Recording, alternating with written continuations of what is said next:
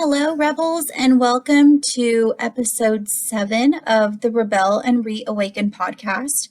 This podcast is a place for us to rebel against what others say our journey is supposed to look like and reawaken our mind, body, and soul to cultivate an abundantly fulfilling life.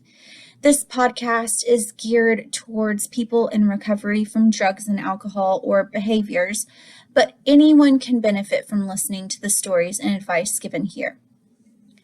I'm so glad you have set aside some time to spend with me today. Today's episode, we are going to expand on the concept of building a toolbox for when change gets hard. If you have not listened to the last 2 episodes, I encourage you to do that.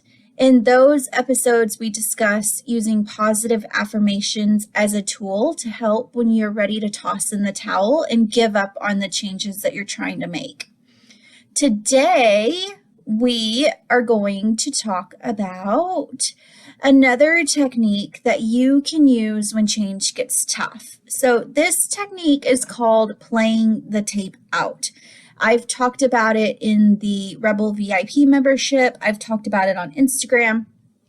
It's one of my favorite techniques, and I feel like it's one of the most effective techniques because it can be applied to any change that you're trying to make in your life.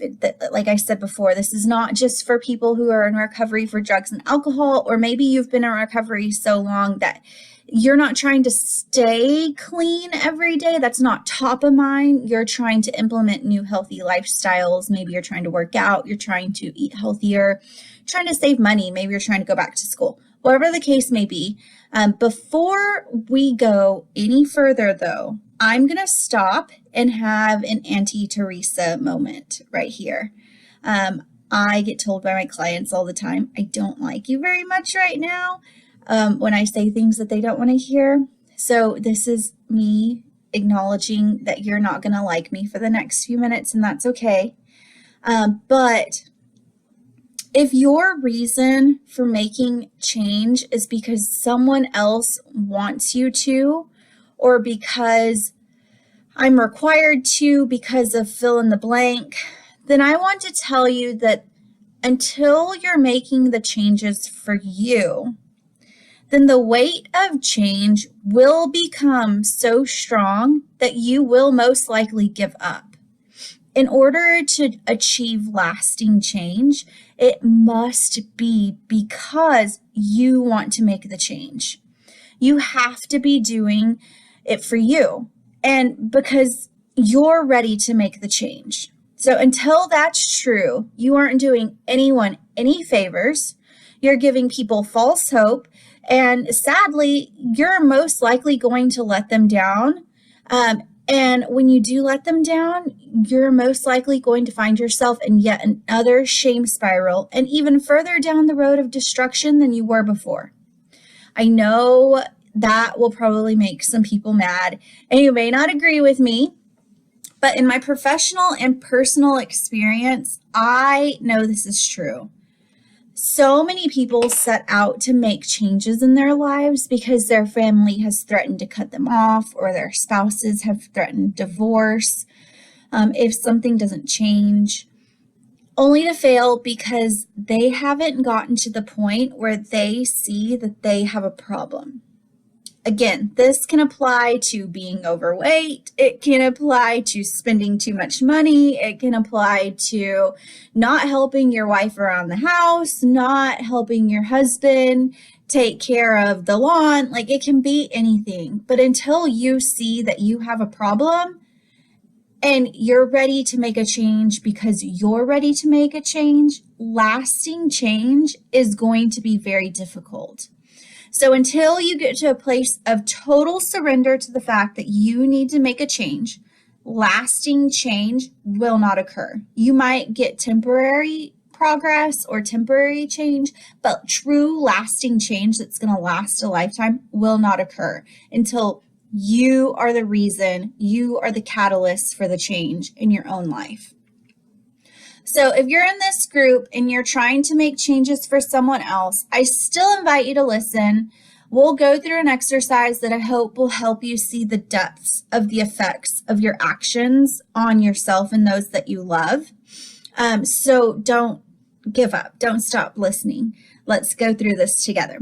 Okay, so whether you're trying to stop drinking, using drugs, partaking in problem behaviors, or you're trying to lose weight, save money, eat healthier, exercise more, finish school, read more books, whatever it is, the fact of the matter is change is hard.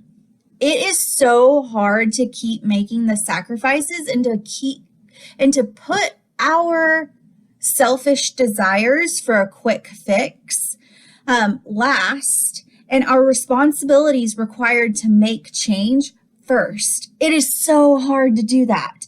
Trust me, I get it.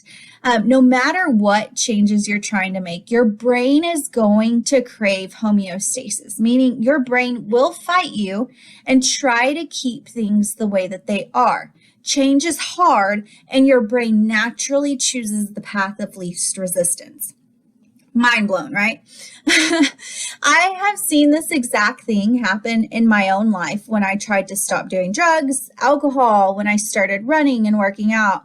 Anytime I've tried to go keto or low carb, when I was studying my life away in undergrad and grad school, when I was trying to save money or trying to commit myself to reading my Bible every day, I've seen it all. Like every time I try to make change, this happens to me. So sitting on the sofa with a bowl of popcorn and binge watching Netflix always sounds better, always, than going for a run. So when I have an incredibly stressful day, not so much anymore now that I'm almost 2 years sober. Yay! I'm 11 months a year and 11 months sober. So it's not so much of a temptation anymore. But when I was first sober from alcohol and I had a super stressful day, 6 glasses of wine. Let me say, I'd start with 1. I'd say, okay, I'm going to have a glass of wine. And before I knew it, there were like 6. The bottle was empty and I was tempted to open another bottle. That sounded way better than having to sit with my feelings and process why I was feeling so stressed and actually figure out if I was the cause of my stress. Yeah, I know. That doesn't sound like fun. No, not at all. Sitting outside with a glass of wine and not thinking about it, that sounds like fun. I digress. So when I first stopped using meth, I was 19 years old. But physically and emotionally and mentally, I was 16 years old because that was the age when I started self-medicating with drugs and alcohol. So if you've been to rehab or done any sort of drug treatment, alcohol treatment, anything, quit lit, whatever, they always talk about how you are emotionally and mentally the same age as when you first started using. So for me, that was 16. So I was this 19-year-old with the mental capacity of a 16-year-old, and I was taking care of my friend's roommate's son full-time. I had essentially gone from drug addict to full-time mama overnight. He was this rambunctious 3-year-old that had never really had any structure in his life. He spent most of his life hopping around from grandma, aunt, uncles, running amok in his trailer park neighborhood, and generally just living like one of the lost boys from Peter Pan. That's literally what he reminded me of. He ate cold weenies and ramen. If there was nobody to make his ramen, he'd just crack it up and eat it raw. He didn't have a bedtime routine. All of my suburban mamas are cringing right now. He didn't have a morning routine. He fought me every time I tried to get him to brush his teeth. He did not like brushing his teeth. There weren't any rules for what he would wear. So he went out in his Superman PJs a lot, his Spider-Man PJs, and he would fight me if I tried to put him in regular clothes. He was a wild child. I, on the other hand, had grown up with a dad who was strict. Like all caps, bold, italics, strict. Kids were to be seen and not heard. And even better if they weren't seen. We never talked back. We never would have said no to an adult, like never. Our clothes had to look pristine, put together, unstained, undirty all the time. My fingernails, I've always had really long fingernails, and so he would threaten to chop them off if I didn't keep them clean. My dad was just really strict, and we had a lot of rules. All he had to do was snap and point his finger, and we were immediately at attention. Like, he was that commanding of respect from us. And so, yeah, like I remember, like, if you ever said something was nasty or gross about your food, oh gosh, you better watch out. You're going to lose your head. Church was a requirement for continuing to breathe on this planet. My dad took church super seriously. So to say that me and this little boy butted heads is like the understatement of the century. There were so many times during this time that I wanted nothing more than to just walk out of that house, leave him there, walk down the street to the local dealer, and drown out his yelling in a pipe. Like, staying clean those first few years while I was trying to raise this kid that hated me, that was one of the truest tests of willpower, the power to overcome and reshape your mindset, and the strength of the tips and tricks that I learned while I was in treatment. So I want to share one of those tips and tricks with you today. Like I said earlier, it's called playing the tape out. So for this exercise, it will be difficult. I am not going to sugarcoat it. It sucks. If you've never done this, if you are in treatment or in recovery for drugs and alcohol or fresh out of treatment, they probably did this with you. But you can seriously use this play the tape out method for any change that you want to make in your life. So what it entails is you get in a quiet place, get somewhere private, because you are digging up the most deep, dark, dirty secret of your problem behavior. I want you to think about the absolute worst time where your problem behavior or problem habit affected you. So if you're doing this for drugs and alcohol, it's going to look like your rock bottom. The worst experience that you had that left you shaken to your core. If you're doing this for like weight loss or eating healthy, I want you to think of when you felt the crappiest, when you felt the most embarrassed of your body. Maybe it was when you were required to wear a bathing suit for something with your family and you realized that you'd put on 30 pounds. If you're doing it to try to save money, I want you to think about the worst thing, like when you were the most broke and you needed or wanted something and didn't have the money for it. I want you to visit that time, the stress, the emotions, the way you felt, the way your body felt. Did you have an upset stomach? Were you crying? Did you feel shame? Did you feel embarrassed? How did the people around you react? How did you react to their reactions?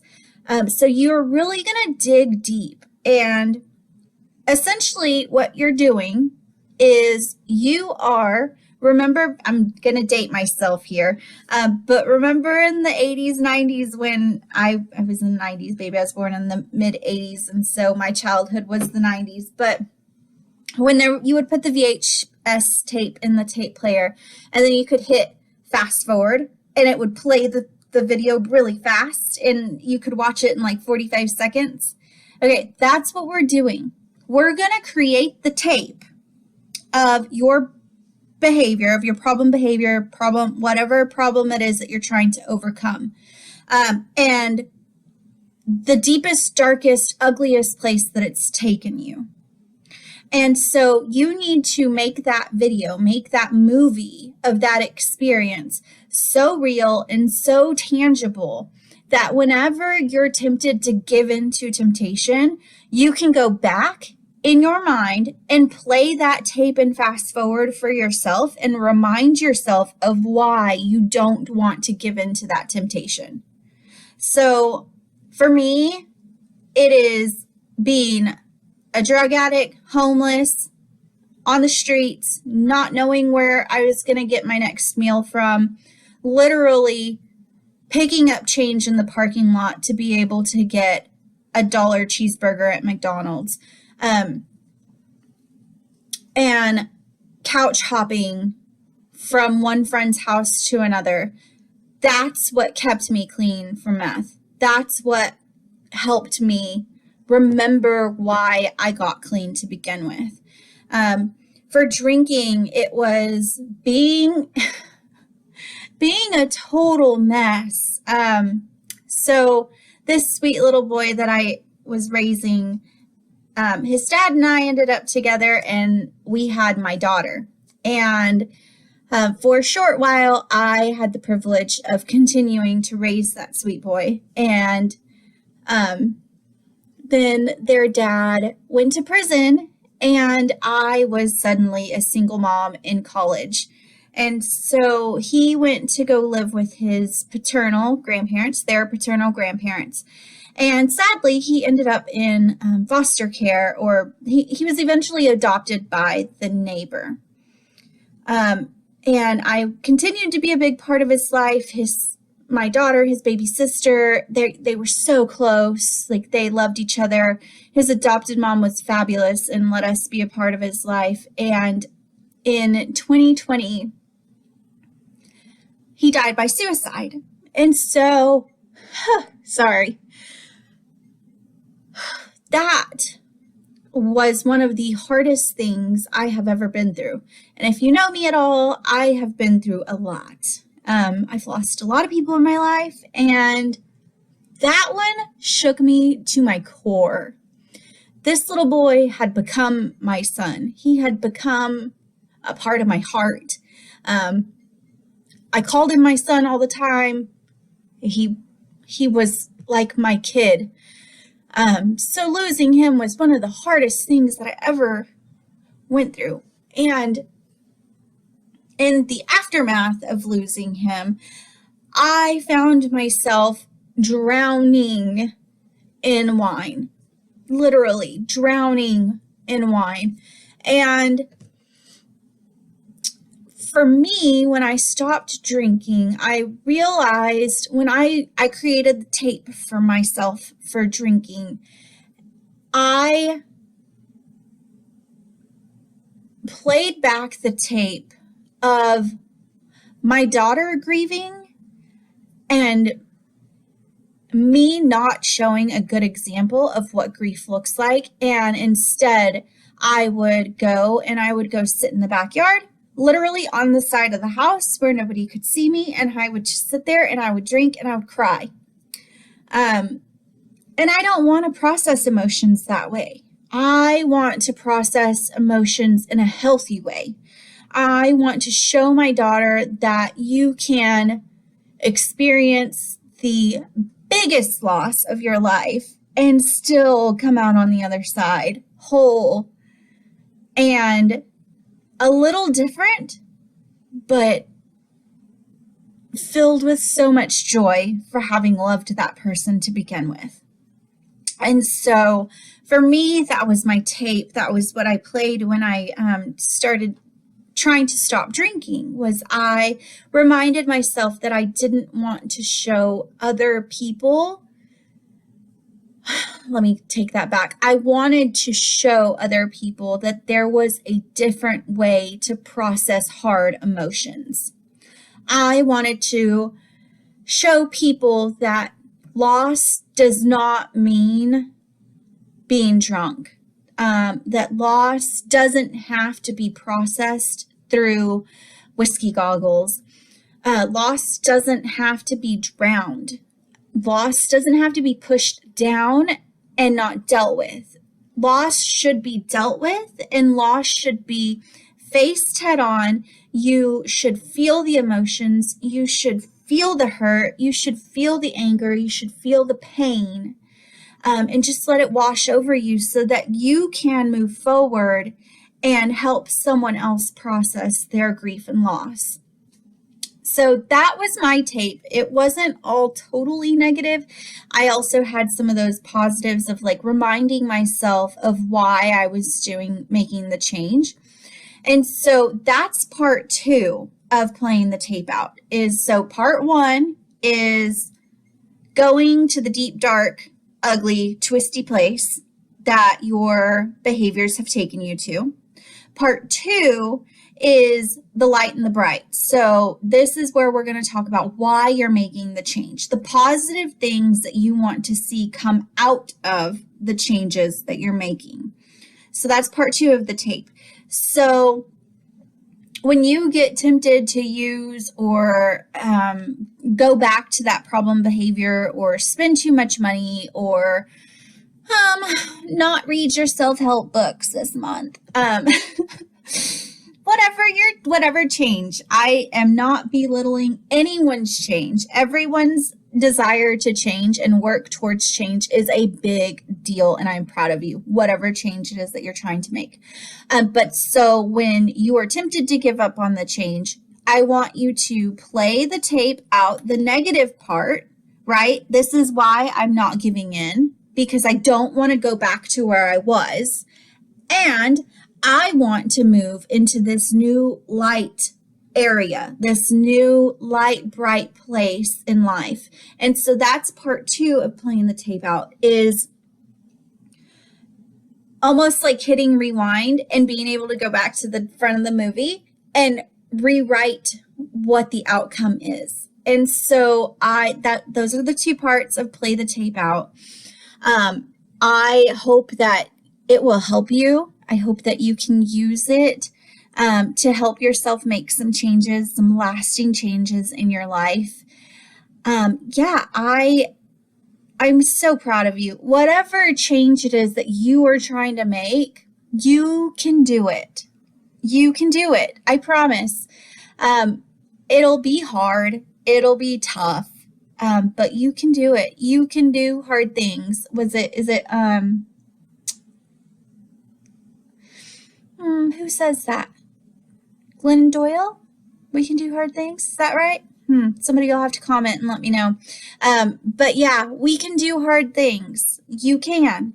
And just remember that your brain is naturally going to choose the path of least resistance. So when that rears its ugly head, this is me reminding you that you can change your mind. You can change your habits. It takes practice, it takes routine, and it takes establishing new neural pathways in your brain. And that happens by repeating the same thing, the same new behavior over and over.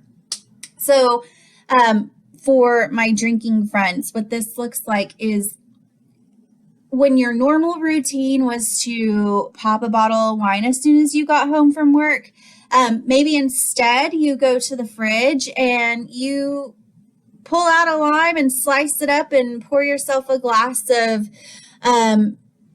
club soda with a splash of cranberry and a wedge of lime instead. I put mine in a wine glass. It feels fun. It feels fancy. It feels like that break in between work and home. It's kind of a reset button, and it's virgin, so it's fine.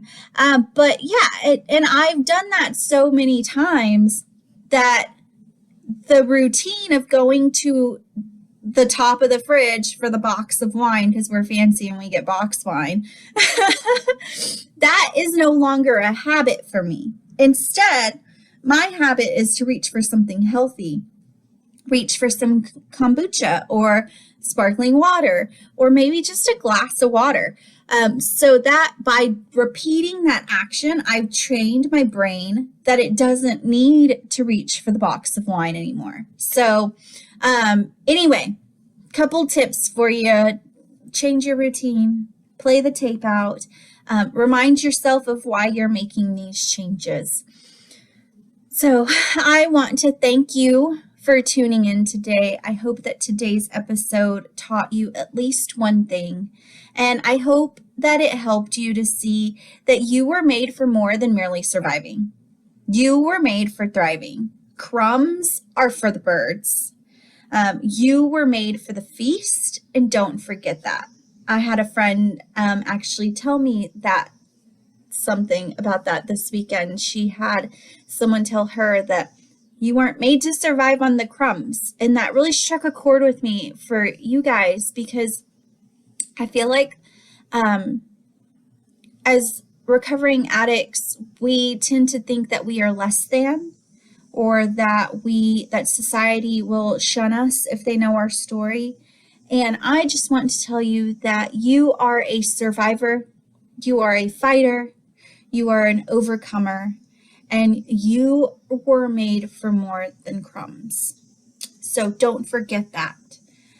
For more information on our 6-week course, which I have not mentioned in a while, this is a 6-week course, and it is called Cultivating an Abundantly Fulfilling Life by Reigniting Your Passion and Zeal for Life. I'm really excited. If you follow me on Instagram, you've probably seen bits and pieces of this course on my Instagram. But what we do is we go through a section called Remember When, and just really remembering like what brings us childhood joy, and then reincorporating those things into your life by using a schedule and a plan that takes your family dynamics into account, because I think all too often we get gung-ho about making changes, and we find like the perfect plan on Pinterest, and we have it saved on our phones, and we're bound set and determined that this is what we're going to do. And then it doesn't coincide with our family schedule. No, you can't get up at 6 o'clock in the morning because that's when the kids have to be up to get ready for the school bus and, blah, blah, blah. Next thing you know, you're not ever starting because the plan didn't work and you've given up. And so that's part of this course, is actually making a plan for change that works for you. And then we kind of go through a little bit of everything, of exploring the past, breaking some chains, healing some things of the past, so that you can have the true emotional freedom to cultivate an abundantly fulfilling life. And then we round out by just learning about living intentionally and intentionally pouring into your mind, body, and soul. So if you are interested in that, you can text COURSE, COURSE. I'm probably going to misspell it. That's COURSE to 806-317-8181. That's 806-317-8181. And I will shoot you over information on that course. If you want to dig in deeper each week and create your own personalized roadmap to cultivating an abundantly fulfilling life, then hop on over to our Patreon page and become a Rebel VIP today. So as a Rebel VIP, you get a companion episode to each episode that drops each week. So that companion episode is going to dig in deeper into that week's episode, podcast episode. And it takes the episode to a next level. So you'll have exclusive access to like worksheets, printable content, journal pages, and other useful information that will truly help you to begin to cultivate an abundantly fulfilling life, and actually take the things that I talk about in the podcast episodes and be able to apply them and make them and personalize them to yourself. So it'll be handouts. It'll be more in-depth worksheets. It'll be another video where we talk about it further. So if that is of interest to you, you can visit our website. It's rebelandreawakencoaching.com/links. And that's where you'll find information on everything we have available. Again, it's rebelandreawakencoaching.com/links. And for the Rebel VIP, you will click on Rebel VIP.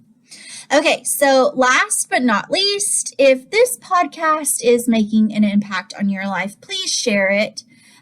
You can subscribe on YouTube. We have a YouTube channel where we show my beautiful face. So if you'd like to see my face, you can go over to the podcast channel. It's Rebel and Reawaken podcast, I believe. Sorry, I don't have all my ducks in a row, but you can, you can see that over there. Basically, if you just look up Rebel and Reawaken, you'll see all things related to this podcast and my coaching services. If you have a second, please screenshot the episode, share it to your social stories. I will be forever grateful for each and every one of you. I hope that I pour into you as much as it pours into me to be able to do this for you. So as always, be well, be kind, and may you find some joy this week. Bye.